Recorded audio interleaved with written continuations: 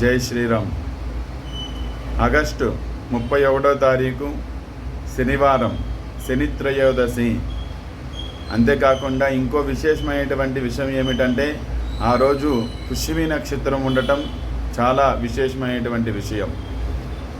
ఈ పుష్యమి నక్షత్రం శనివారం త్రయోదశి ఉన్న రోజు ఎవరైతే శనీశ్వరుని పూజిస్తారో, ఎవరైతే శనీశ్వరుని పూజించి ఆయనకి ఇష్టమైనటువంటి ద్రవ్యాల దానం చేస్తారో వాళ్ళకి శని దోష పరిహారం అనేది త్వరగా జరుగుతుంది.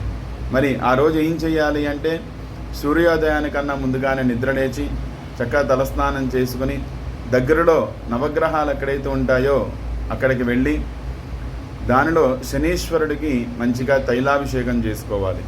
తైలాభిషేకం చేసిన తర్వాత నువ్వులతోటి పూజ చేసుకుని తర్వాత దగ్గరలో ఉన్న ఆంజనేయ స్వామివారి దేవాలయంలో కానీ శివాలయ ప్రాంగణంలో కానీ పూజ నిమిత్తం 1 కేజీంబావు నువ్వుల నూనెని దానం ఇవ్వండి.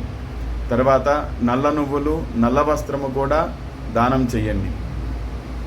అర్ధాష్టమ శని, ఏరినాటి శని, తర్వాత మహర్దశవశాత్తు శని మహర్దశ దోషాలు ఎవరైతే ఉంటాయో ఆ దోషాల పరిహారార్థం ఈ శని పూజ చేసుకుని చక్కగా ఎటువంటి ఆరోగ్య సమస్యలు లేకుండా సంతోషంగా ఉండేటువంటి పరిహారం.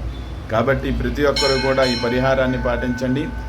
మీరు ఏ ఆలయంలో అయితే నువ్వుల నూనె ఇస్తారో ఆ ఆలయ ప్రాంగణంలో కూర్చుని ఓం మందగ్రహాయ నమః అనుకుంటూ 108 సార్లు జపం చేయండి.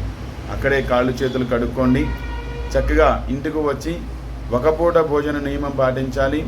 ఉదయం సాయంత్రం అల్పాహారం తీసుకోవాలి. ప్రతి ఒక్కరూ కూడా ఈ విషయాన్ని గమనించండి. ఈ విషయాన్ని అందరికీ తెలియజేయండి. జై శ్రీరామ్.